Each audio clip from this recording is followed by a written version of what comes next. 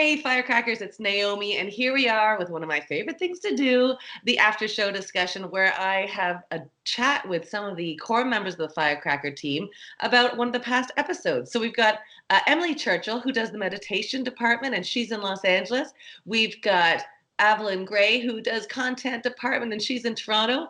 Anna Gustafson, or Anna Gustafson, depending on where you like, and she's in charge of the comedy department. And we are talking about Jess Salguerio, which is, I'm just such a fan of this gal.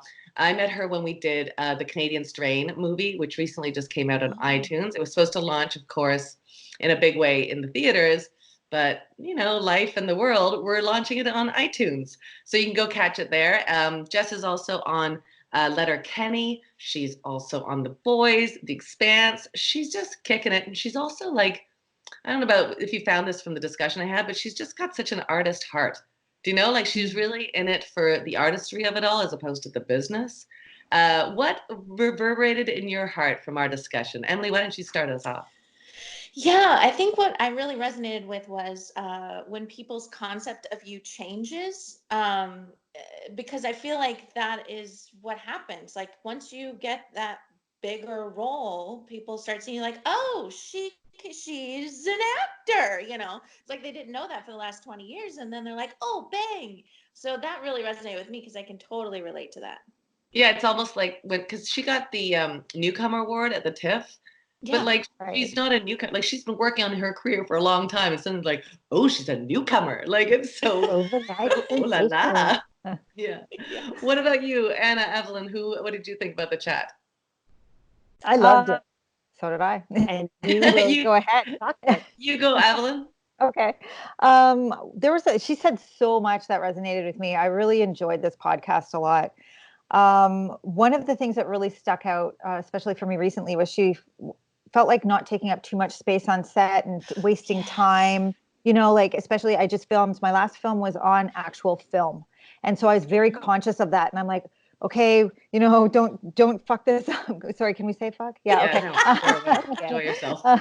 Cool. Right. And try to give them a little bit, but don't go too much and all this. And then they're like, oh, okay. And then you get the redirects and okay. Yeah. And in your mind, you're like, okay, this is film. So nail that redirect. And it's like, no, just do it. And it actually is way better when you just relax and just do it and not think about, how much time am I taking, because whatever time it is, it's what's needed.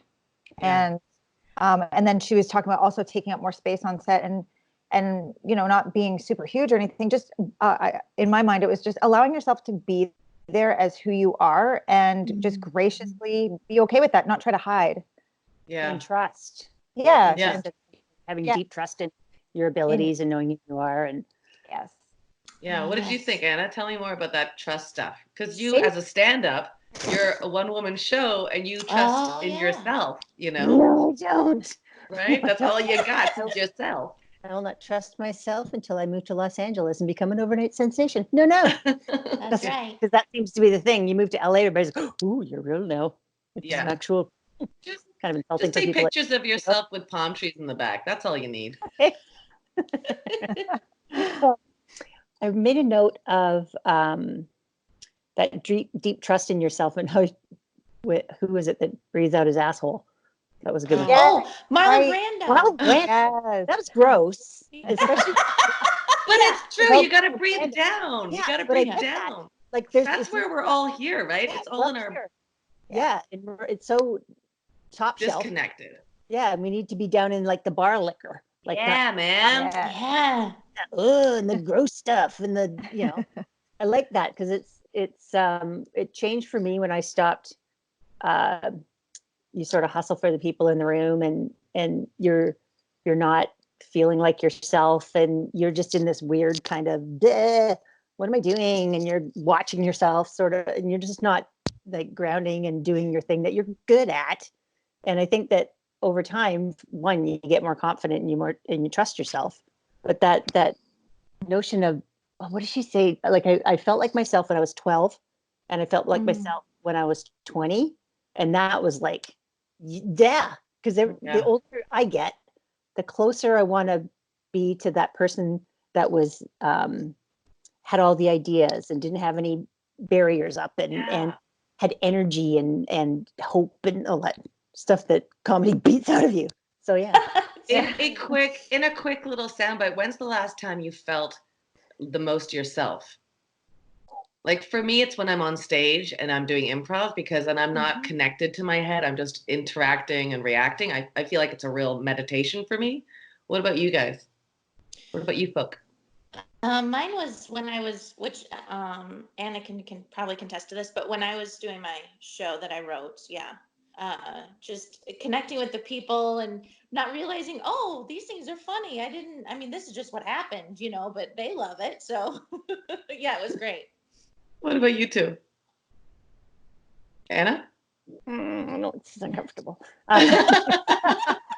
I know, man, but it's okay. Like, let's get uncomfortable together, because Yeah. I get it. There's not, it's not something that's regular. There's a lot of times that we're disconnected from ourselves. Gosh, we're not alone in that.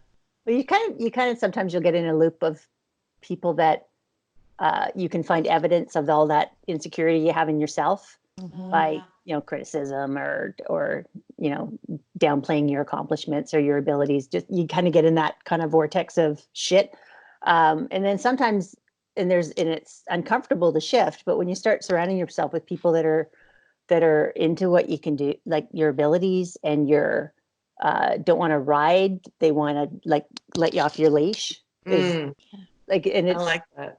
And if you have a lot of that, like a history of 20 years being in stand-up comedy, you kind of get rubbed up against a lot of that.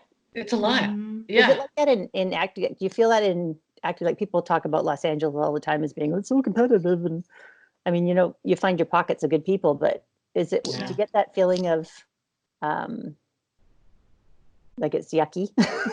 Oh God, yeah. I mean, it's yucky everywhere, but we surround ourselves with like folks like you all that I'm like, I'm feeling pretty myself here. Yeah.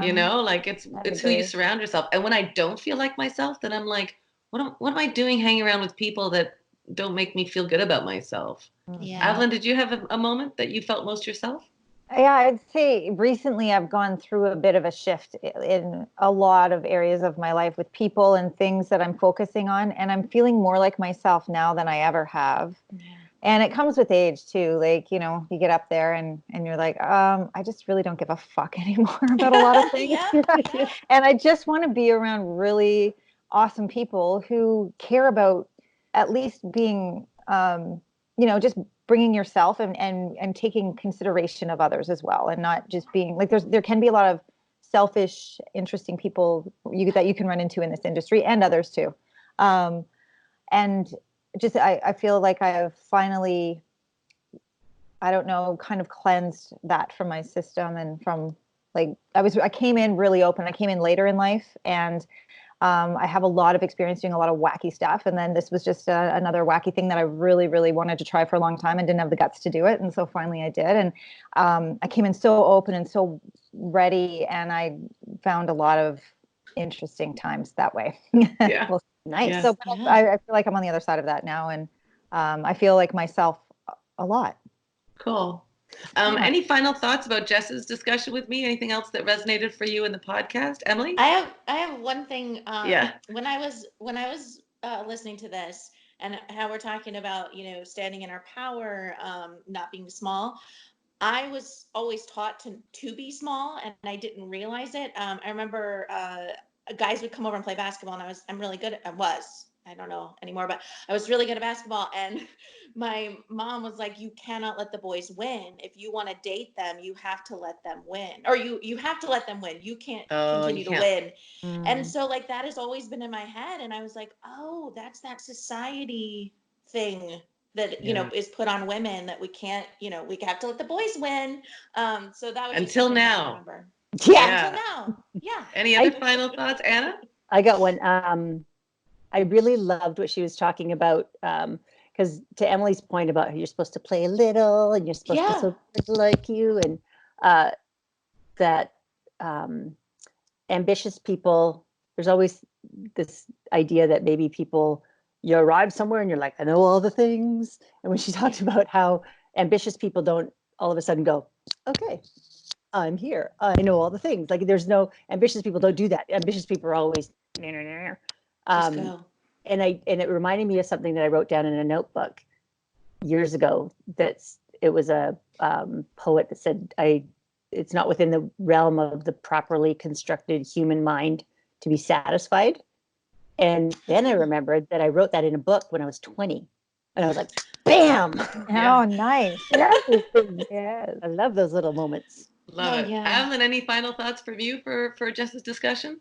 Yeah, really, there's so many, but I'll speak on like holding space for your own pain and others' pain and being really okay with that. And and I was like, yeah, that's really cool. I mean, being able to be present for somebody else and not getting lost or wanting to back off because they're having a bad day or whatever, and just allowing them to have their moment, and then just being there and knowing that they'll come out of it.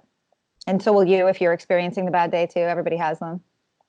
Feels like we're experiencing a bit of a global bad day right now. So Right? it's really Yeah. like staying present, not only for yourself, because that's also like, connecting. Firecracker Department's so good at reaching out to folks and connecting, but we got to take time.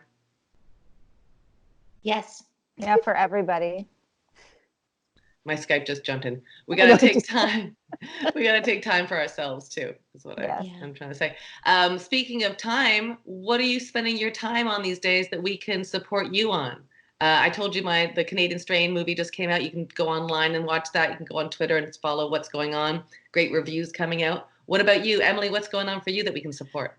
Well, I'm gonna make a meditation for everybody on the times right now. So that's just what popped in my head when we were doing this. I'm like, you guys, we all need a meditation, so I'm gonna do that.